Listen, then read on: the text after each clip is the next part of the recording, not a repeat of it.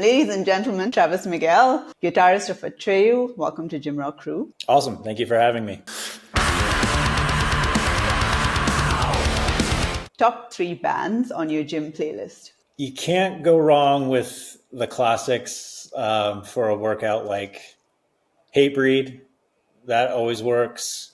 The other day I was listening to Black Braid while I was at the gym, and I tend to kind of stick to like some of the older like hardcore stuff that I grew up on, like No Innocent Victim or Bane. So pretty much anything in that realm, it's a no-brainer. But it can range too. Sometimes I'll just listen to pop punk, or I'll listen to some hip hop, or I don't know. It just all kind of depends, really. Do you listen to hip hop like from the modern times, or do you go back? A little bit of both. I was listening to a group called Clipping, who's kind of like they're not straight up hip hop, but it's almost like Nine Inch Nails meets hip hop kind of thing. But also sometimes I'll listen to, again, some of the stuff that I kind of grew up on, like Wu-Tang Clan.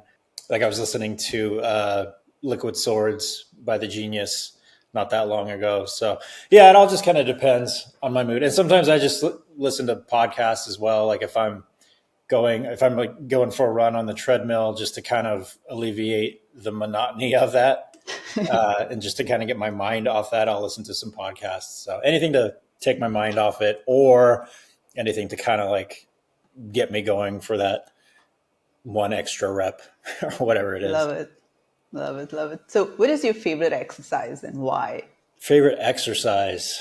That's tough. I'd say probably chin-ups. They target the biceps and the back, which are, the glamour muscles. But ironically enough, one of my least favorite is pull-ups, because I'm terrible at them. I can't do them. Like I'm good right out of the gate. And then once I get to 10 or 12, my body just says, nope.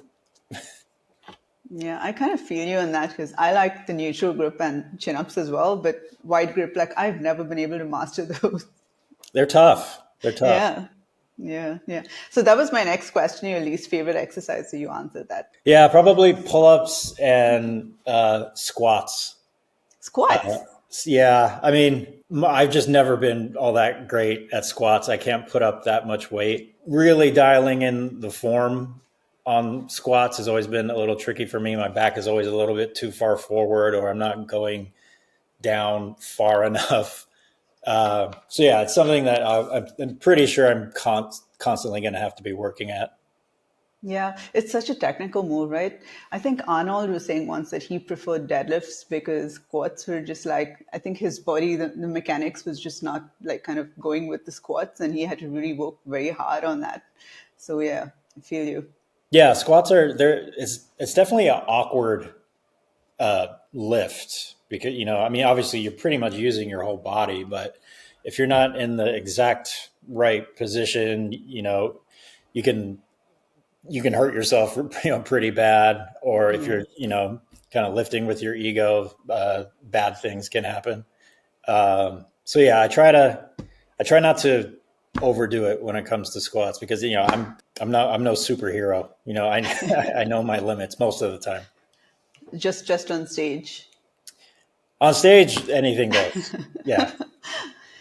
All right, let's get into the big questions then. So when you're not on tour, what do you do for fitness? Not on tour, I'm usually lifting probably about 5-6 days a week. And I'll throw in some cardio here and there. Sometimes the cardio is more intense at times than others. But yeah, I mean, just as long as I'm up and moving, I've gotten to a point now where if I don't do something at least somewhat physical, it's almost like I just don't feel normal. I don't feel right.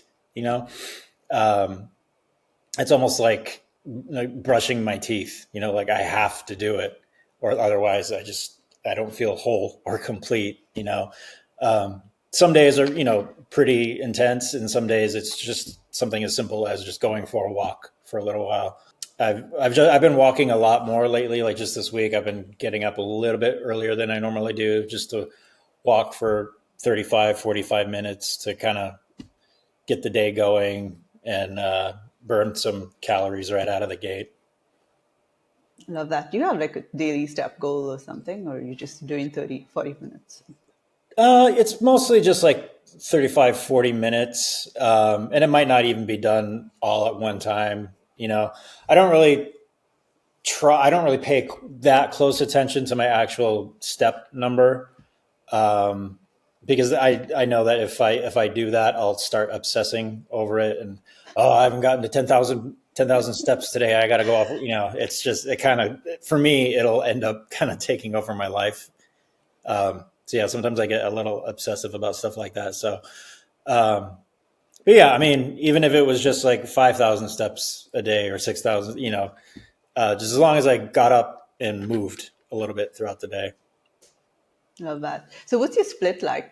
It kind of depends. Right now, I'm kind of doing like a push pull legs kind of thing. Pretty, basic. So like, what did I do? So it was yesterday. I did mostly pull. So like dumbbell bench press. I'm sorry, that was a push workout. Yeah. Dumbbell bench press. What Like rows and stuff? Yeah, rows, stuff like that. I'm by no means an expert or an authority on the subject. I just kind of do whatever feels right for me or what works for me. Because I mean, obviously, everybody's different. Everybody's body is different. Some people's strengths are other people's weaknesses, and vice versa. So you kind of just have to find out what works for you and what you're comfortable with, and just kind of go from there. Yeah. So my partner is a guitarist, and we saw you on stage, and you were flexing, and you were like, "Holy shit, the guy's got guns! We need him on Gym Rock Crew." You're in really good shape. Thank you. I started working out pretty regularly, maybe about 8 or 9 years ago. I had to stop drinking. It was becoming an issue for me. So once I finally put down the bottle, and then I realized I was waking up not feeling like a pile of garbage, hungover. So I figured, well, I've got all this newfound extra energy. I may as well do something productive. So I started working out, just kind of like rediscovering the gym, because I've worked out off and on pretty much ever since I was a teenager. But then when you get into your 20s, and especially being a touring musician, the party aspect kind of takes over, and that has a shelf life. If I were to be partying like I was then now, it just wouldn't be a good look. Like No. the 45-year-old dude getting hammered in the bar is just, I don't know, little cringy. So yeah, so I figured, well, if I'm going to the gym, every day, I may as well start learning how to eat, because prior to that, I had no idea how to eat. I didn't know what to eat or how much to eat. I was just kind of eating whatever was put in front of me, especially on tour, because trying to eat sensibly on tour can be very, very tricky. So yeah, I've just kind of slowly but surely learned as I went along, and kind of locked it in. So, but yeah, I mean, again, like I'm not young. I'm 45, and so to get compliments on my appearance is kind of cool. I never thought that would ever happen. Yeah. No, you definitely stand out. Like you walked on stage, and I was like, "Holy shit! Look at that guy. We need him. We need him on the channel."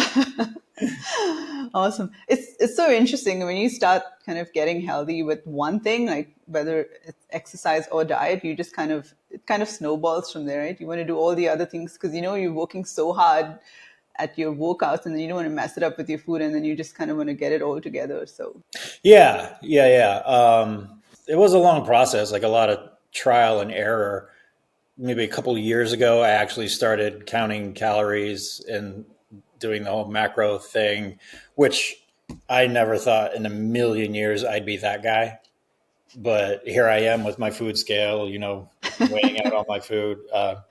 Again, it's kind of like, if I'm putting all this work in the gym, I may as well reinforce it by eating somewhat properly or somewhat sensibly, which is, it's pretty hard because I love junk food. Yeah, I'll eat as sensibly as I can, like Monday through Saturday. And then Sunday, I just let myself eat whatever the hell I want, because if I didn't, I would go absolutely nuts. You know, if there's donuts around, it's game over for me. Yeah. I have zero willpower when it comes to junk food most of the time. So it can be tricky. Yeah, I think I saw a picture of you on Instagram with a donut on stage. Was it Germany? Most I likely. think it was just, Yeah. yeah. It kind of turned into like a bit on stage. On our rider, I asked for just a small box of donuts because, again, like, I don't drink anymore and the rest of my guys do. So I figured, well, if they get to have all the booze, I want donuts. Donuts would be showing up in the dressing room every day. And I'm like, well, I can't eat all of these every day. So I figured I'd just bring them out to stage and maybe have a couple bites of one and then toss a few out to the audience. So everybody gets to enjoy donuts with me. That's so cool. Well, I don't see that in Portugal. I guess we didn't get it on the rider that time, No. which is probably a blessing, because if we did, I would have most likely polished them all off. Oh, all right. So you said so you lift, you run as well? Yeah, or just some kind of cardio, whether it's walking on an incline or actually running, or sometimes I'll do kind of like or high intensity interval training. But it's not. It's only for like 30, like I said, 30, 45 minutes. I'm not spending hours every day trying to run a marathon or anything like that. Because I think we can all agree cardio sucks. It's not fun. So, but it's from time to time it has to be done. Yeah. I think it's great to kind of take those extra calories off, like just a little bit. It helps. Yeah, and it's overall good for the cardiovascular system, Yeah. and just kind of it keeps me somewhat agile too, especially for playing the shows we do. We're not statues on stage. We like to run around. I think it's mostly just kind of from nervous energy. Oh God, I'm on stage. What do I do? And well, I guess I'll just run around like an idiot. So keeping the cardio up helps with that.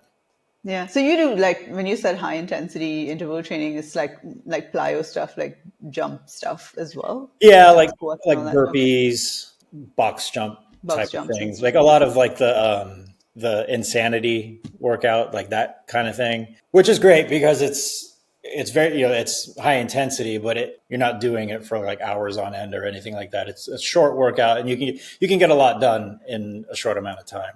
Yeah. I think those are super beneficial for musicians because you need a lot of power to, like, for the sudden jumps and moves and twists and turns and, holding your instruments as well. So yeah.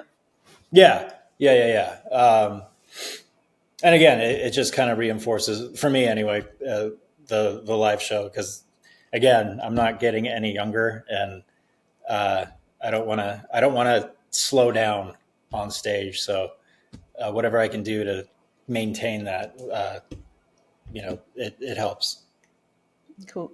So I have a question. Like, I'm 43 and I used to lift like in the very heavy low rep range before. And then I noticed that I couldn't keep doing that. So I kind of switched to more reps and not lightweight, but like less than before. Yeah, Have yeah. you made that switch as well? Or you still like, what does that look like for you? I try to go. It kind of depends. If I'm trying to maybe put more size on, I'll definitely go heavier with a lower amount of reps. But I, again, I listen to my body. If I'm like with the squats, if I can tell when I'm trying to lift more than I really can, because my body's like, nope, you're not doing that today.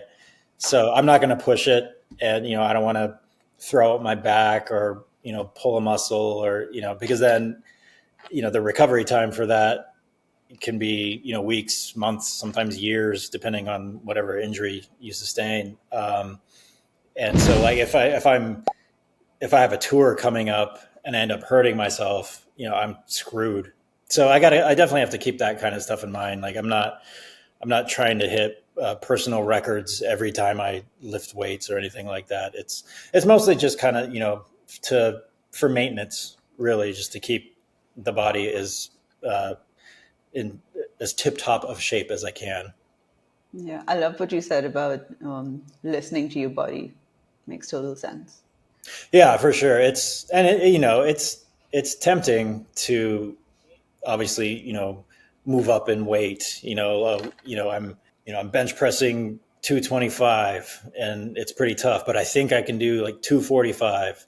You definitely have to do it with caution, Yeah. otherwise that bar is going to be stuck on your chest unless somebody's spotting you. And that's just embarrassing if you're in the gym. Yeah, totally. So you spoke a little bit about like training and not messing yourself up before tour. Does your training change before you going on like a long tour? Not too much. If I know I'm going to be leaving for a tour, I'm not going to be trying to get my personal record or anything. But with that being said, like I'm not gonna not train before a tour. But yeah, I mean, for the most part, the training just it stays the same. I don't make too many big adjustments. Yeah, some of the musicians you say that they ramp up their cardio just before, but your your general routine already has a lot of cardio and high intensity like stuff. So I guess it doesn't change then for you. Yeah, because I mean the workout or my general kind of routine is very balanced.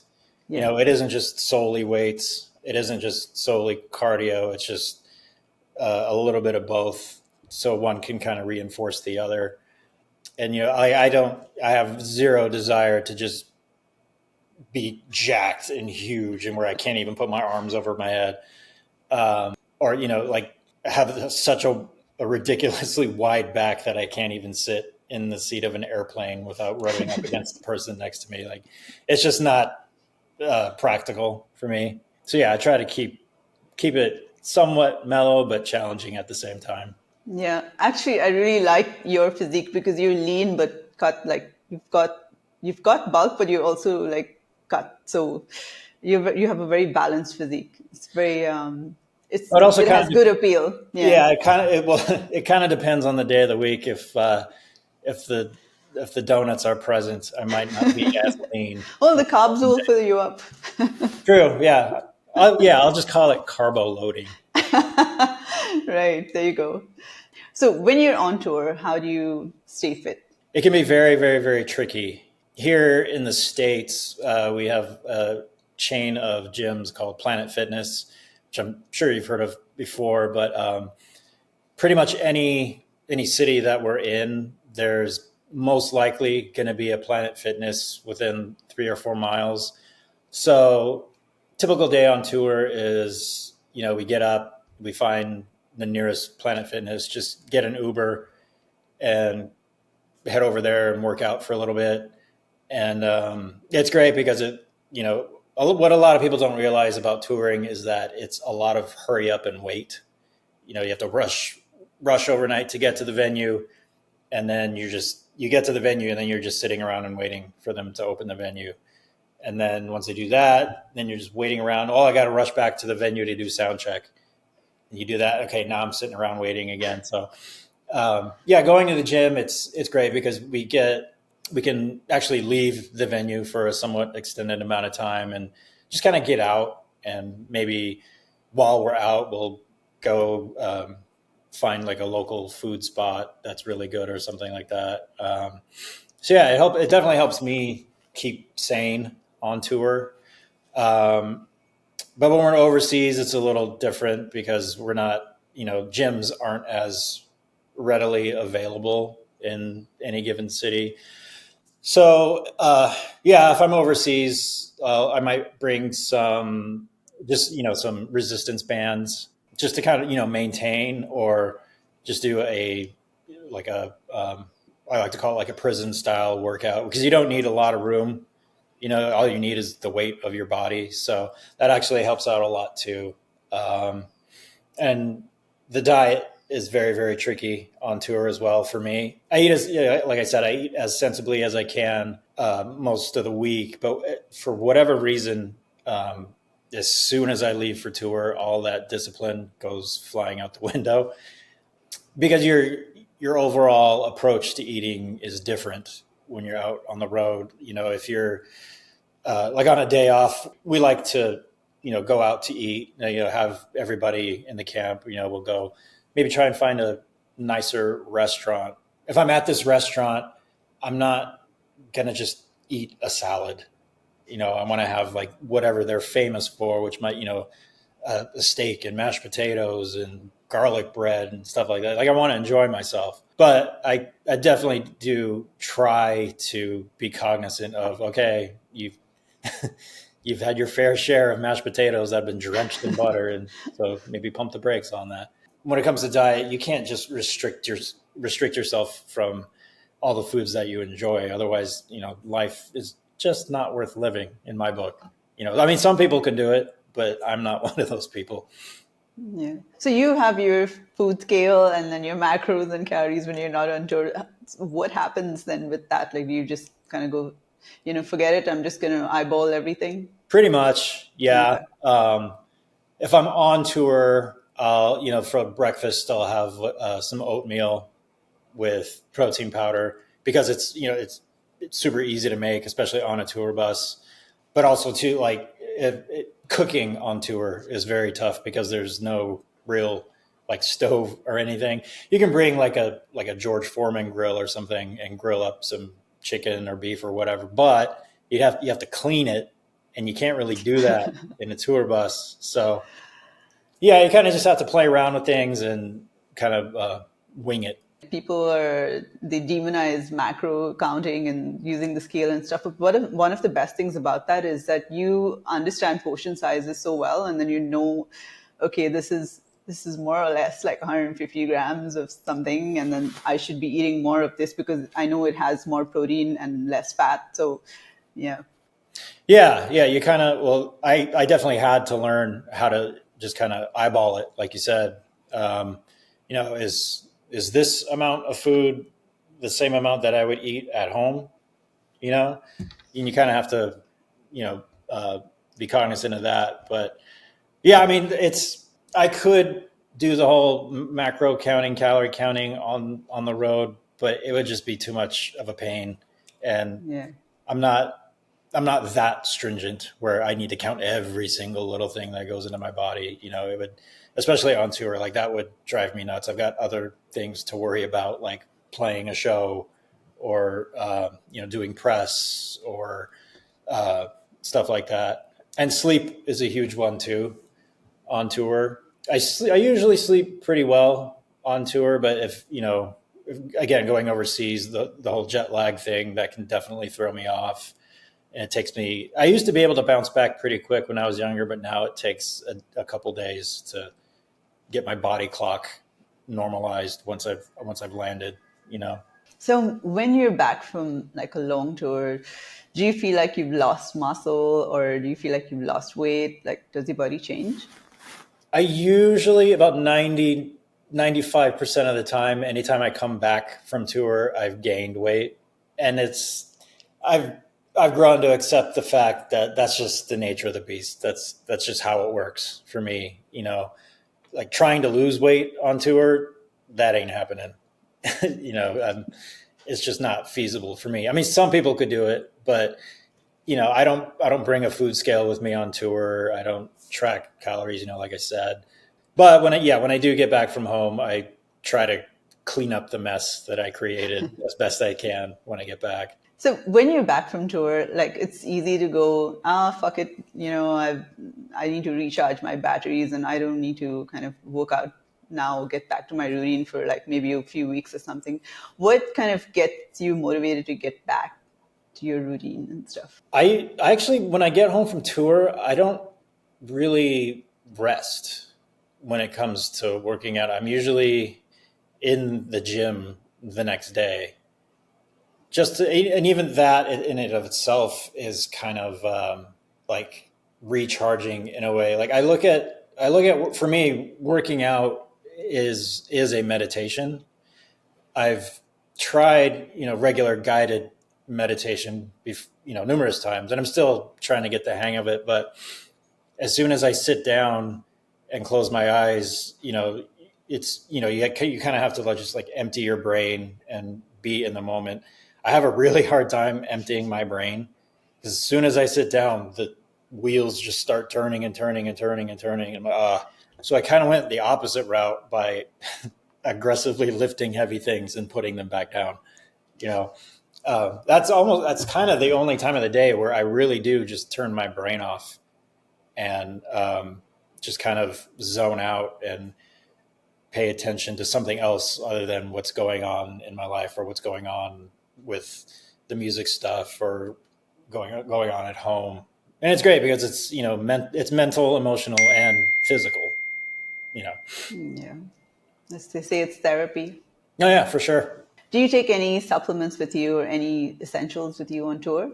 Nothing too out of the ordinary. Usually I'll either bring or buy protein powder while we're out on the road. I usually bring like powdered greens just because I know, like, especially on tour, like eating actual vegetables can be kind of tricky, like unless they're on the rider. But it's just on the rider, it's usually just kind of like a deli tray of celery and carrots and tomatoes, which is great.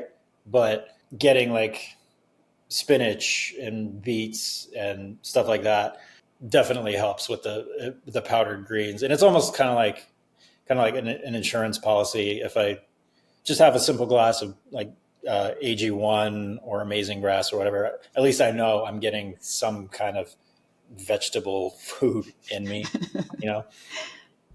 Makes sense. So just before you step on stage, do you have like a routine? Not really. I like to be alone right before we go on stage. The rest of my guys, they're in the dressing room and, they've got the Bluetooth speaker going and they're having some White Claws or, a couple beers or a cocktail or whatever. And, they're just kind of hyping themselves up for the stage. I'm kind of the opposite. I just like to be alone and in a quiet place before I go on stage. I have no idea why. That's just kind of how I am. So yeah, I usually hang out on the bus just by myself, kind of get ready by myself. It's quiet. And then I'll head into the venue and to the dressing room where everybody else is. And then we kind of just talk about the show or, just bullshit basically. And then head to stage, play the show. And then, that's pretty much the basic routine as of late anyway. Cool. Okay. What is your diet like? So like for breakfast on any typical day, it's usually maybe a couple eggs and some egg whites. I'll throw some fat-free cheese on there and maybe slice up some tomato. So that's breakfast. And then lunch, usually have a protein shake after the workout and then maybe some low-fat string cheese and maybe some almonds. And then dinner, I'm a nightmare in the kitchen. I don't even like eating my own cooking, let alone I would never expect anybody else to enjoy my cooking. So it's pretty basic and very foolproof because I could probably screw up a peanut butter and jelly sandwich. But yeah, for dinner, it's usually, maybe grill up some chicken and make some kind of salad out of that or some zucchini pasta with some ground turkey and some low sugar tomato sauce. So I still get to enjoy some foods that I like, but, I kind of hacked it to where it's not going to put a ton of fat on me, and I'll try to do the whole intermittent fasting thing from time to time as well. The problem for me is that like I definitely want to eat out of boredom. So if I'm, getting kind of antsy or bored, I'll start just snacking on stuff that I probably shouldn't be snacking on. Like in Europe, it's really hard because there's usually like a spread of deli meats and cheeses and all this amazing bread, and more often than not, there's usually like a big bowl of chocolates. And like I said, touring it's a lot of hurry up and wait. So I'll just be sitting around the dressing room, waiting to sound check or something, and I'll just be mindlessly eating all the chocolate bars in that bowl, and before I know it, I've eaten half the bowl. So yeah, it can be tricky, but I've kind of I've found what works for me thus far. Yeah. So your diet sounds very similar to mine. It's easy, Yeah, it like I works. said, like I'm terrible in the kitchen, and the easier a food is to prepare, the better it is. Because I just want to put it together, eat it, and then go about my day. Right? And it's like a blueprint. It works. Why not? Yeah, yeah. It's the easier the better. Totally, totally. So is it carrot cake then or chocolate? What's your favorite treat? All of the above. Donuts too. Let's throw it all Yeah. in there. If it's bad for me, I'm gonna want to eat it. Especially like the donuts and carrot. I love carrot cake. Uh, ice cream, all the good stuff. If it's gonna make me gain weight, I'm gonna want to eat it. All right, cool. So do you smoke? I'm guessing not. No, Yeah, so drugs, none of that.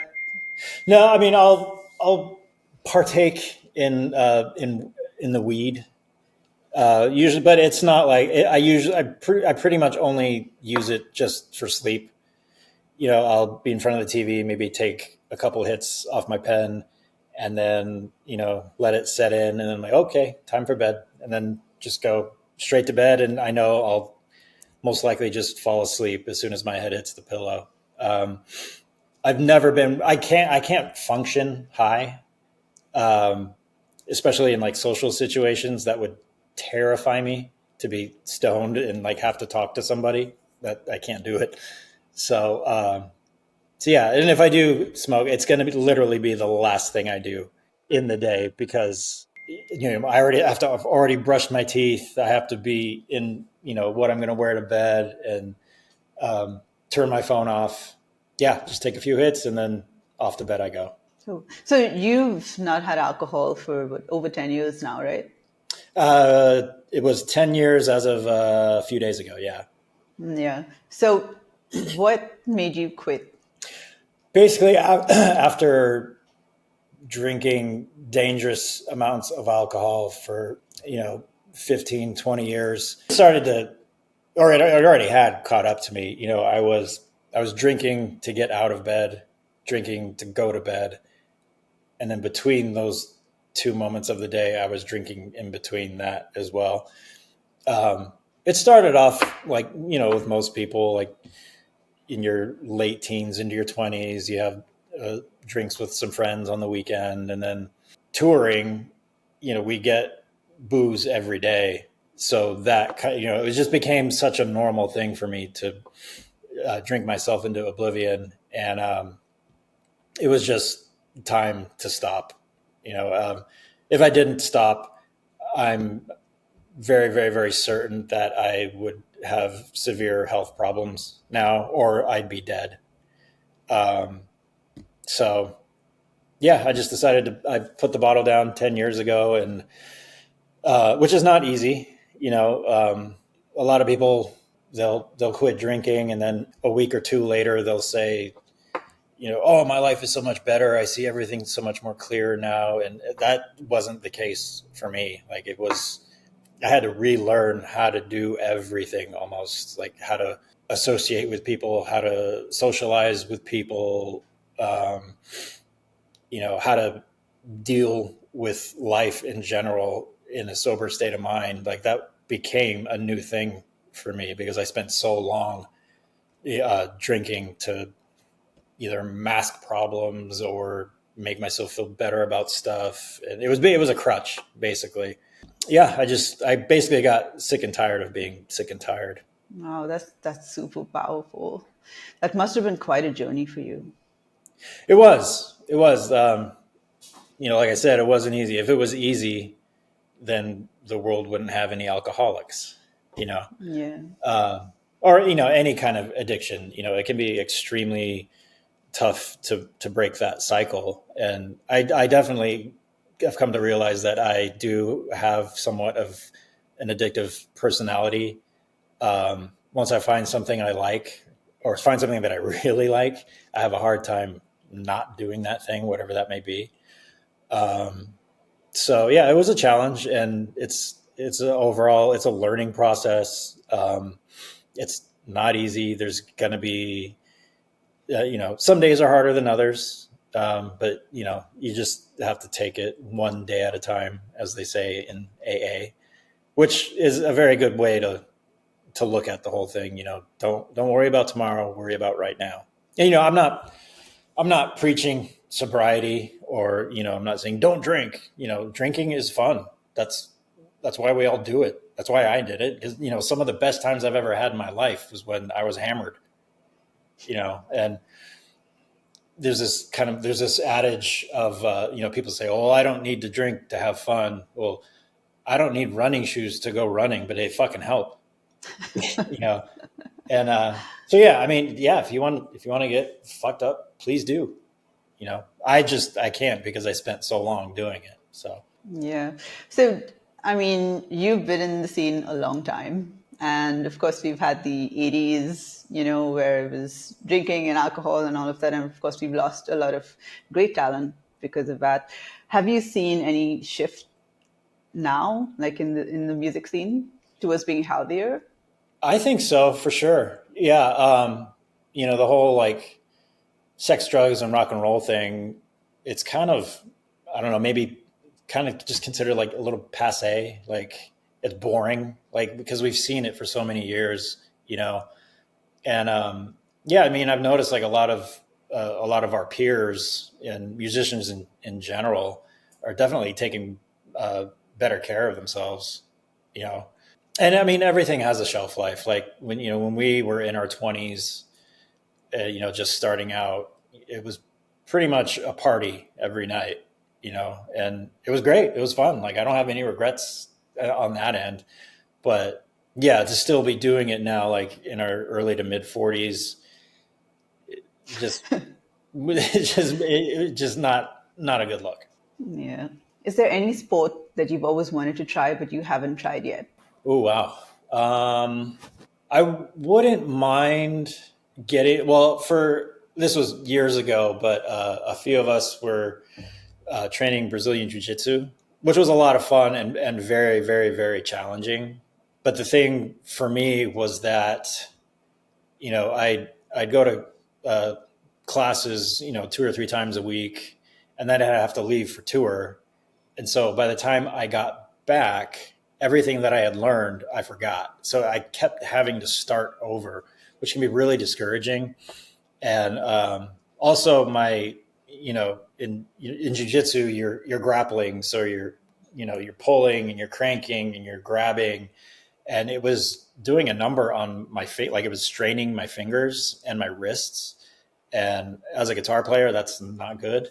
So I kind of had to put that on the back burner. But if I could have some kind of guarantee where I wouldn't get hurt, I'd probably look into getting back into Brazilian Jiu-Jitsu. Yeah. Does lifting affect your practice? Are you playing? Sometimes I can kind of feel it in my wrists. Like, if I've been doing like bicep curls or something like that, I could feel my wrists kind of, they feel like strained, which can affect the guitar playing for sure. So that's another thing that I have to kind of look out for and make sure that I don't hurt myself. Because if I can't play guitar, then we can't play shows. If we can't play shows, then we're not making any money. Yeah. How you balance that then, like the soreness from lifting and then practice? I've been, especially like the past few years, I've been definitely trying to stretch more because I've noticed, here, in my mid 40s, like getting out of bed and like standing up straight takes a little longer these days. That's what So, it is. yeah, you gotta definitely have to keep up with flexibility as you get older, which I've definitely noticed. So I'll try to, like when I wake up, I'll just try to do maybe 5-10 minutes of just simple stretching. I stretch after every workout, not extensively, like I'm not doing a full on, hour and a half yoga routine or anything like that, but just, to lengthen out the muscles and kind of recoup them. I'll take a couple or a day, at least a day or two of maybe doing just like a half hour yoga session or just basic stretching, like hip flexors and the just to keep the whole body somewhat limber because, again, I keep saying it, like I'm getting older and it's I can't be as lax with the flexibility and the workouts as I used to be.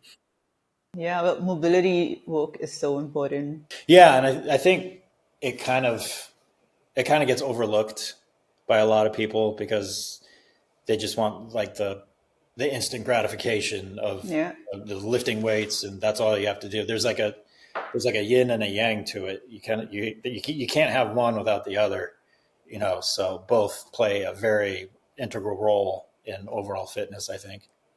totally. I actually interviewed, like going back to jiu-jitsu, I actually interviewed Dave Mustaine's coach, and he goes with him on tour now. So then he doesn't kind of miss that. Yeah, I mean, Maybe, yeah. if we had that Megadeth money, I'm sure Yeah, we could do right, that too. right. But I know a number of guitar players that extensively train jujitsu or MMA of some kind, and I'm just like, dude, you're crazy. Yeah. All right. So if you could choose one person to train with, dead or alive, who would that be and why? Oh man, that's tough. I could say, the most obvious answer would be Arnold, and Almost I'm sure, everyone said. right. But I mean, he is he brought bodybuilding to the masses. I mean, he's by far he's the greatest to ever do it. I watched that documentary on him a while back, and his life was just amazing. Like little kid from Austria does what would seem to be the impossible, when all these prestigious bodybuilding awards, then decides to become one of the most famous movie stars in Hollywood, then becomes a politician. Like, who does that? Nobody, Yeah. you know? Um, so yeah, I mean, it's a boring answer because I'm sure it's the most common, but yeah, I wouldn't mind spotting Arnold on the bench press maybe, or Yeah. have Come him spot me. on.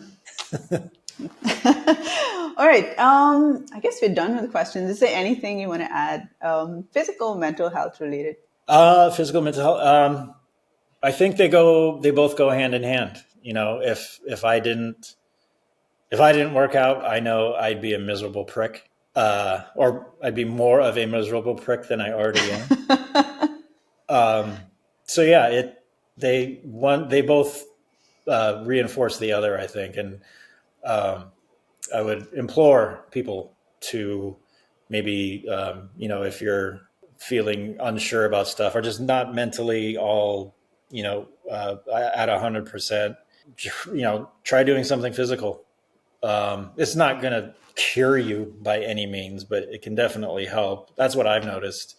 If I feel like I'm having a shit day, or I'm stressed out, or I'm anxious about stuff, because I mean that stuff actually, it runs in my family, and I got hit pretty hard with it as well, and I still struggle with it, but I've noticed that after any time I've done something physical, again, whether it's a full-on lifting session or just a walk around the block, I feel at least somewhat a little bit better, and a little bit can go a long way. Love that. Johnny Hawkins from Nothing More, he was saying that all his mental health issues actually went away when he got in shape. So they really are interlinked.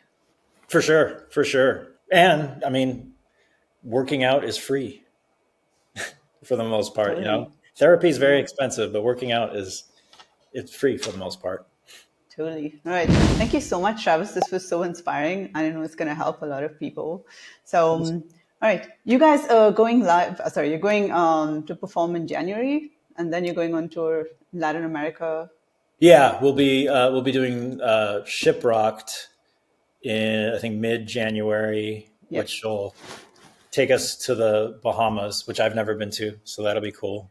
We did it. Nice. We did Shiprocked a couple of years ago, and we had a lot of fun. I had never been on a cruise before prior to that, so let alone actually play live on a boat. So Wow. that was a new experience. Yeah, it was a lot of fun. So we're definitely looking forward to that. And then yeah, we're going to South America in March for the first time, which is very strange because for a band that's been around for over 20 years, it's very strange that we've never been to South America. So we're finally going to go down there and play some shows. So we're all definitely stoked about that and looking forward to it. Your fans are definitely going to be super stoked. I hope so. I hope so. Yeah. All right. Jim Rocco's, give Travis a follow. I'm going to put your Instagram handle. And make sure you catch him live. His band is Atreyu. They absolutely freaking crush it on stage. So definitely go check them out. Thank you so much. Awesome. Thanks for having me.